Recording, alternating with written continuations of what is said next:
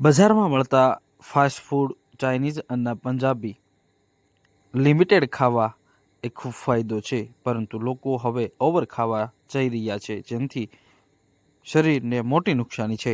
નામ doctor Chandresh L Gevariya, હું MBBS છું. બરાબર.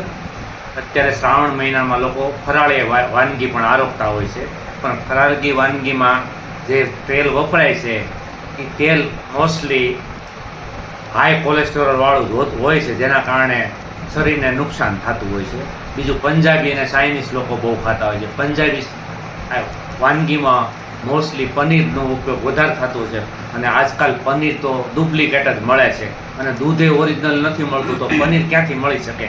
એટલે મારા મંતવ્ય પ્રમાણે આ સિઝનમાં ફ્રૂટ ખાવાનું અથવા તો ઘરે બનાવેલો આરોગ્યપ્રદ નાસ્તો અથવા તો ફરાળી વાનગી આરોગ્ય વધારે હિતાવહ છે.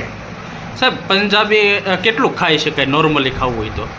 ક્યારેક 15 દિવસે ક્યારેક લઈ શકાય, એ પણ સારી ગુણવત્તાવાળી હોટલ હોય અને બધું શુદ્ધ વપરાતું હોય તો.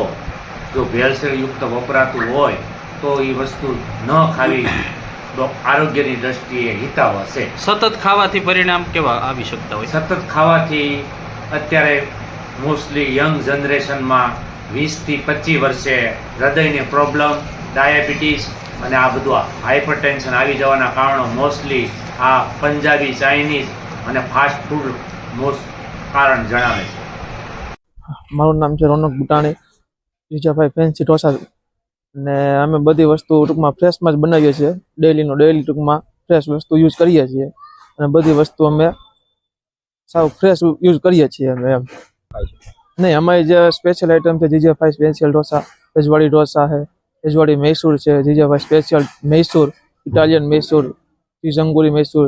તેમજ અમારે ચાઇનીઝ સાથે પણ અમારે વધારે લોકો આગ્રહ રાખે છે એમ.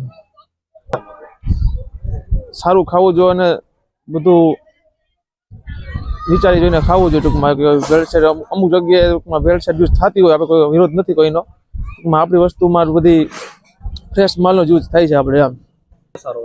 બરોબર છે. ટૂંકમાં એ તો ભાઈ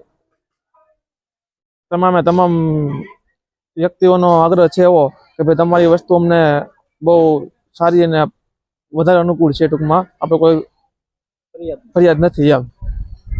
5-10 દિવસે આવવું જોઈએ, અને આપણા માટે બહુ સારું છે હેલ્થ માટે. એ કોઈ નાના બાળકોને પણ ખાવું જોઈએ એમ. લોકોએ કઠોળ વર્ગમાંથી બનતી વાનગીઓ આરોગવા માટે ડૉક્ટર અને સંચાલકો યુવાઓને અપીલ કરે છે.